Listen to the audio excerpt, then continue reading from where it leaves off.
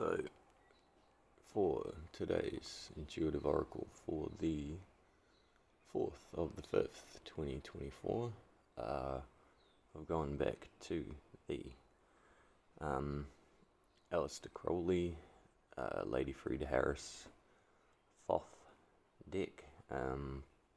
Probably my favourite. Let's be honest, it is.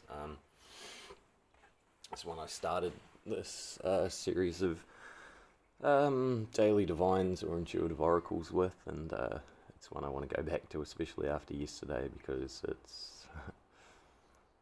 it's not overcomplicated, really. It's actually quite simple in system, in name, and symbolism. I especially relate and resonate to the art in this deck, and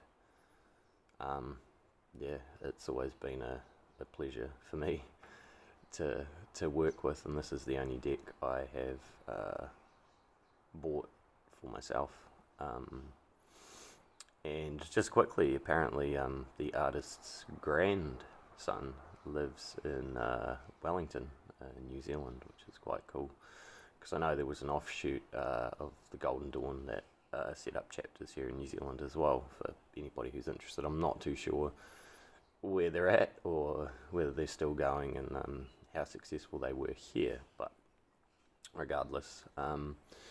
So today's card is the Five of Cups, and you can see up the top it is titled Disappointment, and it is upside down. So within the book it says, for the Five of Cups, disappointment, Geburah in the suit of water, Mars in Scorpio. And you can see the astrology symbols at the top and the bottom. The cups are empty. They are arranged in an inverted pentagram. They symbolize the triumph of matter over spirit. But we also have it's reading the right way around, or the other way around. And not to say that this is the wrong way around, but so if we wish to think about what the original meaning is, and then the other meaning, it would be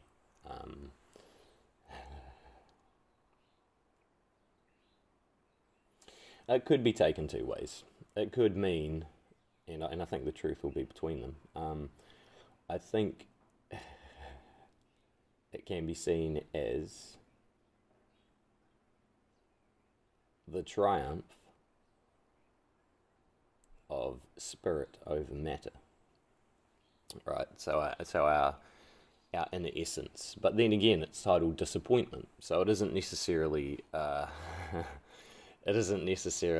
going to be seen as a positive card, because if we look at the concept of triumph of one thing over the other, there is a victor and a defeated within that situation. So there has to be a loss to be a gain. There has to be a struggle for there to be a victor.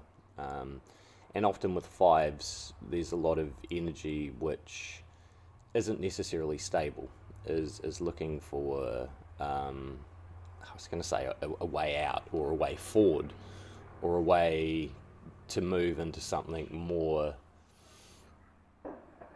solid, perhaps, and durable. Five energies aren't necessarily the most durable, but they are catalyst type energies to get us to move for things. So within this card, it could be seen to be a representation of the struggle, let's say, between both spirit and matter, and whether you like to view spirit as the animator of matter, or matter is the most important over spirit, is entirely your choice. To work both within a harmonious way is really part of the key and part of the joy of being, really. and figuring out how they can blend and work in harmonious ways. One of the things I especially loved about my time in Bali was seeing how spiritual slash religious life was so interwoven through secular life or everyday life. It wasn't differentiated. It was the same, and and often we might kind of come to a situation within ourselves and within society and within the worlds we operate in, where it feels like we have to choose one or the other, one over the other. And that's okay. That's okay, because to the sacrifice of one, the other can gain more of our attention, more of our energy, more of our commitment, more growth. So essentially, the disappointment aspect of this card is more about realizing you have to let one thing go so you can embrace and work with and learn and understand something else. And of course,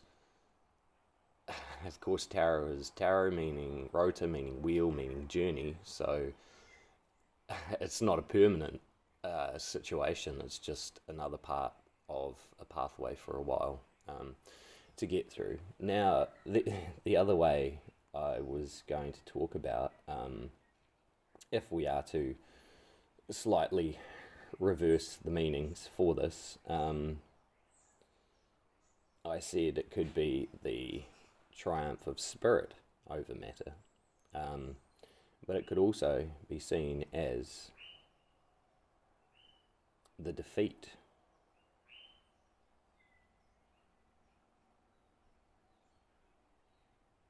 of spirit over matter.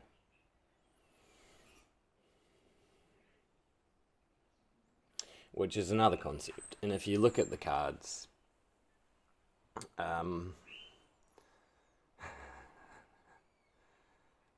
if you look at the art, maybe you see something in there more than I do. But we do have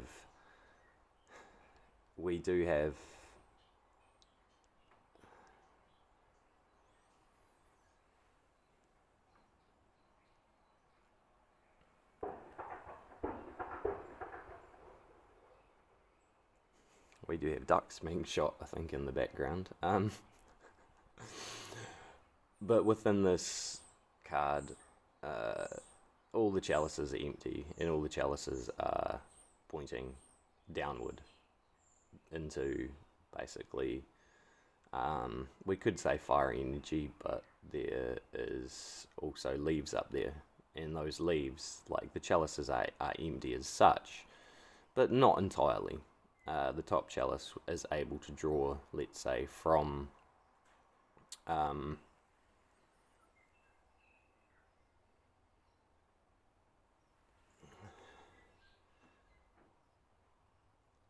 this material realm and pour itself down.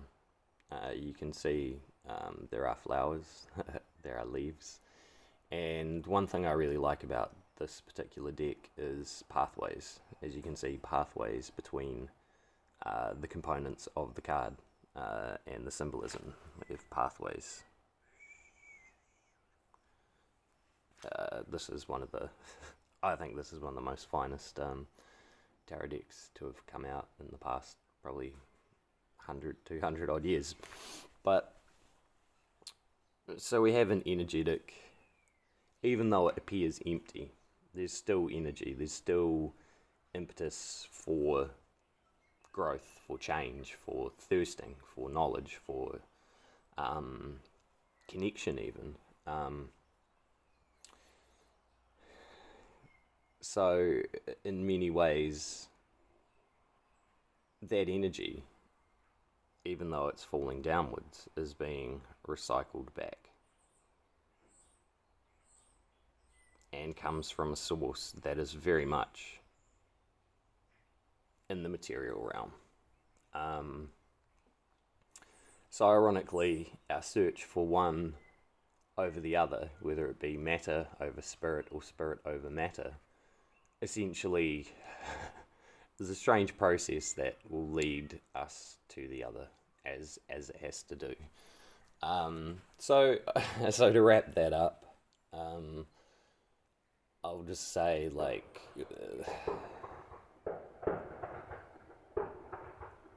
oh, I hope some ducks got away, but also they are quite tasty.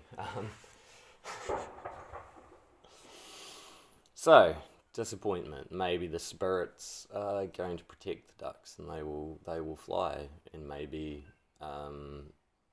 maybe in the matter realm, the hunters will be on form and will be well fed and feed others today. So on either side, there's potentials for disappointment, but that's only if we frame things as a win or loss, or we frame them as a this versus that. And essentially, all growth is growth.